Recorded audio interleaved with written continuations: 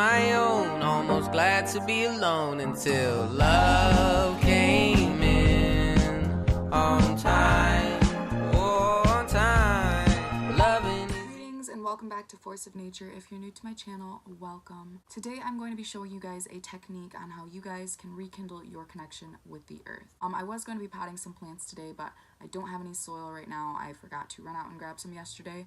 So with that being said, today I decided I'm going to give you guys a technique that will literally help you rekindle your connection with the earth. And this isn't just giving gratitude and reciprocating the energy that she's giving to us. This will actually help in turn positively balance out our own bodies. Basically, the technique is called earthing or grounding, if you will. It can be called either. It's mostly referred to as grounding, so you may be familiar with the term, but if you are not, earthing is basically the process of putting your body in direct and uninterrupted contact with the earth. This has to be with, let's say, water, soil, stone, things of that matter. Anything that is conductive with the earth works. It's actually said that this method works better when your feet are wet, so it's really, it's known to be very good to do on beaches and things like that. I personally don't live in like a tropical area with beaches. I just use, the soil and the dirt, things like that. But basically, this is a technique that you want to do 5 minutes a day. That's all it takes. It's not a big deal. It's literally just 5 minutes of standing outside and enjoying the sun, which who wouldn't want to do that? 5 minutes of grounding your feet into the earth and allowing your feet to actually feel the earth's dirt. Now, basically, the whole thing behind this method is that during the metabolism process, your body produces creative oxygen species. Now, these creative oxygen species are also known as free radicals. Free radical is probably a term that a lot of you are familiar with because this is something, we were taught about in science. But basically, when it comes to free radicals, our body constantly, without that connection with the earth, the constant connection with the earth, our body is constantly absorbing so many positive electrons. You might be thinking, isn't that a good thing? A lot of people aren't aware that negative electrons are actually something that we really need. They're a huge key factor in keeping our body neutral and keeping that neutrality and that connection with the earth. So basically, when it comes to the whole process of earthing, you are transmitting your positive electrons into the earth as she reciprocates her negative energy and her negative electrons back to you. Because the earth is known to vibrate as such a negative and low vibrational, energy, it's perfect, when it comes to earthing. It only makes sense. If you think about it, our ancestors used to walk barefoot and they'd always have that constant connection with the earth. That's probably the reason, they were more spiritual, more connected with deity and source, whatever. But the whole thing behind it is, since we wear rubber shoes, which literally blocks those electrons, that electromagnetic field, because we run off of the Earth's electromagnetic field. When we're constantly wearing rubber shoes that keep us from, that connection from the Earth, we're not absorbing those negative electrons like we should be. So that throws our body off balance. It's been proven that it can almost lead up to things like heart disease, so many different ailments. And too much of a high count of free radicals actually causes inflammation in the body. So when we're constantly absorbing these positive electrons, and we have that overproduction of free radicals, that in turn is what's giving us these imbalances, these depressions, not having that constant connection with nature.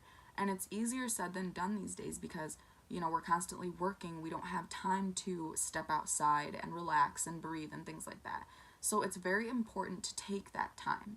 Even if you have to do it once a week, even just once a week, 5 minutes, it's just really good for you. This is something that I suggest to do frequently. This is a practice that takes time, just like meditation or any other thing. You're not always going to get it on the first try. The best part about this is, who wouldn't want to stand outside for 5 minutes a day? Who wouldn't want to connect with nature for 5 minutes a day? This is such a simple and easy technique that literally helps you connect with the earth and can help you get that neutrality that you could be missing or searching for. If you aren't someone who lives in an area with a lot of nature, I do suggest that you keep plants in your house, just because plants are, known as natural purifiers. But if you don't have any grounded area around you, anywhere with stone or water or dirt that you can connect with, they actually sell online earthing mats and earthing sheets. Don't get me wrong, I do think they may be a little pricey. I haven't actually looked into those because I do have, you know, nature around my area. So, but I am aware that, you know, they are there, they're provided if you need them. So if you don't have that option, it is something well worth investing into. That way, since you're not getting that, you know, constant connection with the earth, you can just do it from your home. It's literally like they give us the capability to ground inside of our own homes. The worst you can do is probably absorb too many negative electrons, which, with that being said, of course, just stay inside a bit more. You know, don't be outside too much, which I don't think you could be outside too much. It's just not possible. I do want to give a quick disclaimer. This isn't like a cure-all or anything like that. This is literally just a way for you to reconnect with the earth, you know, balance yourself out. Hopefully, you know, she can reciprocate her energy to you, you reciprocate your energy to her, transmit the earth's energy, things like that. You just really want that connection. That's something we lack these days. We don't realize that that valuable connection between earth and person is so vital. I'm actually going to insert a picture here in a moment and show you guys the difference between someone who was earthing and not earthing. So here, of course, on the left, we have someone before grounding with heavy inflammation, and on the right, 2 hours after grounding with reduced inflammation.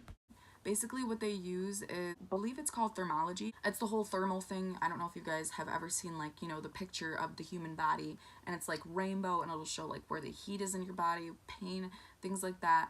Well, they used thermology with this person right after they did grounding for 5 minutes. Just 5 minutes of grounding outside. It literally shows a tremendous difference between earthing and not earthing. It's insane. I do suggest keeping plants and crystals and things like that in your home. Of course, if you aren't aware what crystals are, they are natural stones that come from the earth that each have their own like healing properties and they give off their own different energies that can, you know, manipulate certain energies around you and make certain things happen. Like, for instance, this is rose quartz. This is the stone of love. I know it's kind of cliche because it's pink, but this is rose quartz, the stone of love, and keeping this around can just emit a positive energy into your life and just integrate all sorts of good energies. With that being said, plants are another thing, which reminds me, you guys, I haven't showed you guys my plant baby since I've been on here last time, but my little cactus is growing some buddies on there. I'm excited for that. I'm wondering if it's going to be some of the wildflowers that she has on top. Plants are a big major key factor. They are known to purify the air in your home and just bring about positive energy in general. So I definitely recommend keeping as much earth around you as possible. Any type of earth is really good for you guys. You want to keep that natural connection to the earth. Basically, I'm just really glad that I could give this gift to you guys today and share this technique with you. That way you guys can connect, you know, naturally with the earth and rekindle that connection. And hopefully you step outside today in honor of Earth Day. Even if it's just for 5 minutes, 10 minutes, it doesn't matter.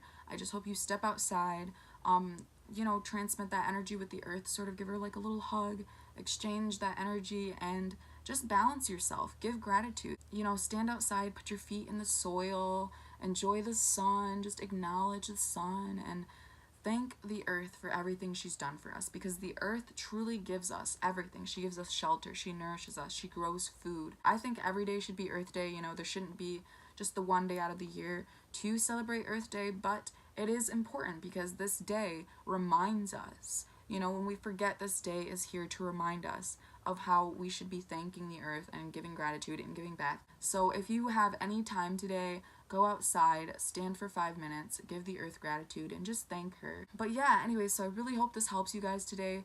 I just really want everyone to realize that we need to have a relationship with the earth. We need that connection. Just do a good deed today, pick up some trash, smile at a person, give them, you know, that good positive energy, reciprocate what it is that you want to be given back to you. And of course, like I said before, go outside, stand in the dirt, and just give gratitude to the earth and what she does for us. But like I always say, you guys, do a good deed, spread that lunar love, and peace and love.